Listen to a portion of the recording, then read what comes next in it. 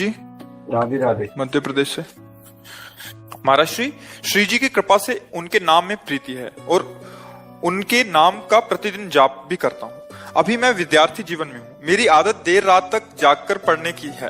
सभी के कहे अनुसार मैंने सुबह जल्दी जागकर पढ़ने का प्रयास लंबे समय तक किया, किंतु मन नहीं लगा। ऐसा मेरे और अन्य कई विद्यार्थियों के साथ होता है। महाराज जी, अपना मार्गदर्शन दीजिए। क्या भविष्य में इस दिनचर्या से शारीरिक और मानसिक स्वास्थ्य में बुरा प्रभाव पड़ सकता है, या मैं इसको ऐसे ही जारी रखूं, या एवं सुबह पढ़ने हेतु 2:30-3 बजे रात तक।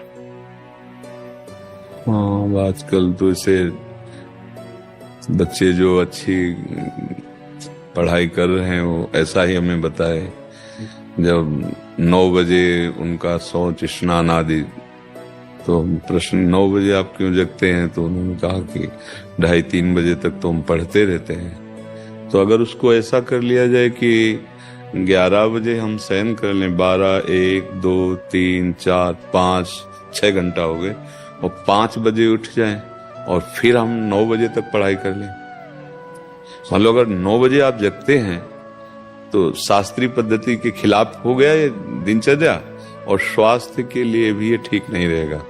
क्योंकि जब ब्रह्म मुहूर्त 4 बजे से लेकर के और 6 बजे के बीच में अगर शयन किया जाता है तो ब्रह्मचर्य हानि की विशेष संभावना होती है, और आयु, श्री, कीर्ति, तेज, इन सब की हानि होती, क्योंकि जगत को प्रकाश देने वाले भगवान नारायण सूर्यदेव पधार रहे हैं, हम सैया पे सो रहे हैं।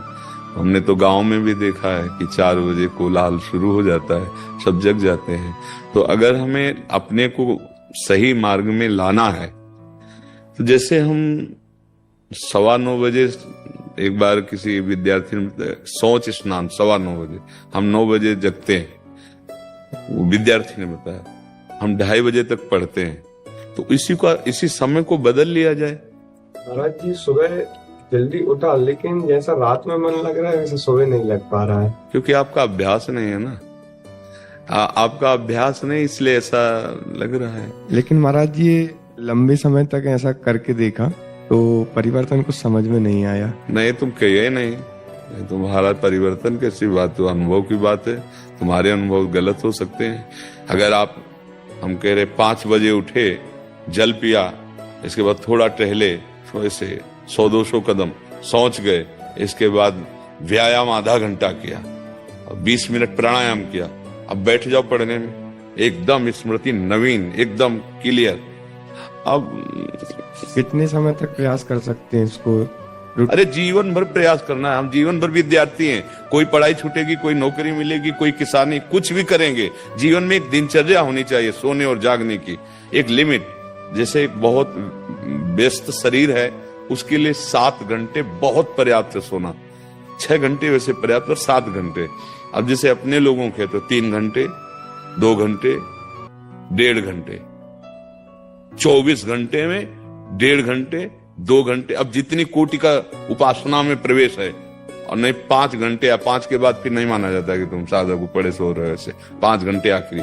पर जैसे किसान आदमी, व्यायाम किए हुए, बहुत मेहनत करने वाला व्यापारी, 7 घंटे से ज्यादा नहीं रखा गया सोने के लिए। आप देखो, फिर वही हमारी बात आती है, दिनचर्या एक तेज लाती है, एक जो आप 6 घंटे पढ़ करके समझ नहीं पाओगे ना, वो 2 घंटे में आप 6 घंटे का काम निपटा लोगे। आपकी तेजस्वी बुद्धि होगी, आपकी प्रवीण बुद्धि होगी, आपके अंदर पावर होगा। अब ब्रह्म मुहूर्त में शयन कर रहे हैं, फिर 9 बजे जो नहाना है वो एक ऐसे खिलवाड़ मात्र है। आप 4 और 5 के बीच में उठे और स्नान किया, व्यायाम किया, 1-2 किलोमीटर दौड़ लगाई, थोड़ा प्राणायाम किया, फिर आप पढ़ के देखो। पर अभ्यास, अच्छा सात्विक भोजन, कुछ दिन अभ्यास। अब जैसे अपने लोग 1.5 या 2 घंटे एकदम फ्रेश, क्योंकि बचपन से अभ्यास किया, पूरा जीवन हो गया। अब उसमें 1.5-2 घंटे में आती है कि नहीं आती? कई दिन हो जाते नींद नहीं आती। तो अभ्यास अगर किया जाए तो बहुत सुंदर दिनचर्या। हम तो कभी ये नहीं कह सकते कि सूर्य उदय हो रहा है आप शयन कर रहे हो, ये ठीक नहीं। कभी ऐसा हो जाए अचानक, वो बात अलग, लेकिन दिनचर्या ऐसी, आप 2:30 बजे तक जग रहे हैं, फिर इसके बाद आप, तो आपके स्वास्थ्य में भी फर्क पड़ेगा, आपकी बुद्धि में भी फर्क पड़ेगा, आपके तेज में भी फर्क पड़ेगा। आज हम बुद्धिमानी समझ रहे हैं धन कमाना केवल। आज आप 2:30 बजे तक जग रहे हैं, फिर इसके बाद तो आपके स्वास्थ्य में भी फर्क पड़ेगा, आपकी बुद्धि में भी फर्क पड़ेगा, आपके तेज में भी फर्क पड़ेगा। आज हम बुद्धिमानी समझ रहे हैं धन कमाना केवल भोगों को भोगना बुद्धिमानी समझ रहे हैं। यही बुद्धिमानी मानी जाती है। एक जैसे आके प्रश्नकर्ता ने प्रश्न किया था कि हम ऐसों को तो जो मांस खाते हैं, शराब भी पीते हैं और अपने मतलब टाइम से यही टाइम 11 बजे जगना, ऐसा खूब ऐश्वर्यवान है, खूब मौज मस्ती से रहे, उनकी कोई परेशानी नहीं है। ठीक है, इसे तुम सुख मौज मस्ती समझ रहे हो। कुछ दिनों बाद शरीर छूटेगा, इसके बाद क्या रह गया? हर चीज यहीं रह जाएगी। ना तो तुम्हारे पास जितेंद्रियता है, ना भगवान नाम है, ना सत्य है, ना धर्म है।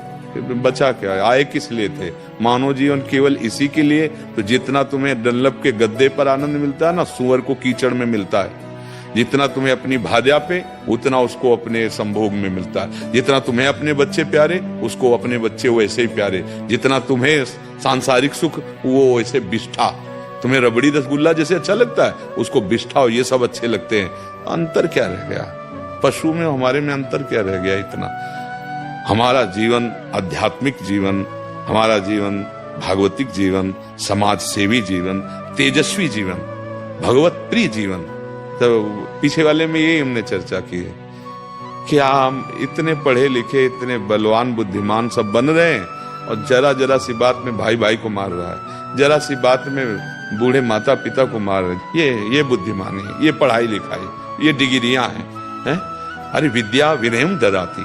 अपने माता पिता को भगवान समझकर उनकी आज्ञा, जो आज्ञा, ऐसा कितने बच्चे हैं जो अपने माता पिता के पैरों रोज छूते हैं। साक्षात भगवान घर में बैठे हुए हैं और उनको अवहेलना। ये पढ़ाई हमें तो नहीं समझ में आ रही, क्योंकि विद्या का प्रभाव होता है विनयम ददाति, विनयशील, संयमी, जितेंद्री, धैर्यवान। वो तो बातें समझ में नहीं आ रही। क्यों? अब आसुरी बुद्धि बढ़ रही है, जिसे कहते हैं राक्षसी बुद्धि। माँ नहीं, मातु पिता नहीं देवा, आसुरी बुद्धि बढ़ रही, खान पान गलत हो रहे हैं। अब बच्चा आए हो यहाँ इसलिए प्रश्न किया, इसलिए बता रहे कि अब कोई सुधर जाए तो सुधर जाए, नहीं तो आगे सुधरने के चांस ही नहीं रहेंगे। ऐसी बुद्धि बिगड़ती चली जा रही। शास्त्र आज्ञा करता है 11 बजे के पहले ही आहार हो जाना चाहिए। इसके बाद प्रातः ब्रह्म मुहूर्त के बाद, रात्रि में कोई निशाचर थोड़ी आहार विहार। पर अगर ये सब बातें तो फिर समझ में नहीं आती। अब बुद्धि कितनी रह गई? भोगो, खाओ पियो, मर जाओ, बस इतनी रह गई है। आप देखो ना, किसी प्रकार से धन आना चाहिए, वो इन किन प्रकार कैसे हो। बहुत पढ़े लिखे हैं, लेकिन सभ्यता, नम्रता, धर्म, सत्यता, पवित्रता एक लक्षण नहीं दिखाई दे रहे। सुंदरता दिखाई देगी, बनावटी बाहर की, पवित्रता नहीं होगी। बुद्धि है, विवेक नहीं है, बहुत डिग्री है, लेकिन विनय और सभ्यता का लोप हो चुका है।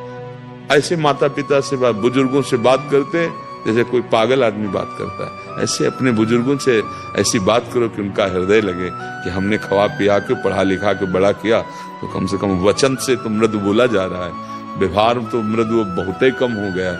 तो हमारी तो यही प्रार्थना है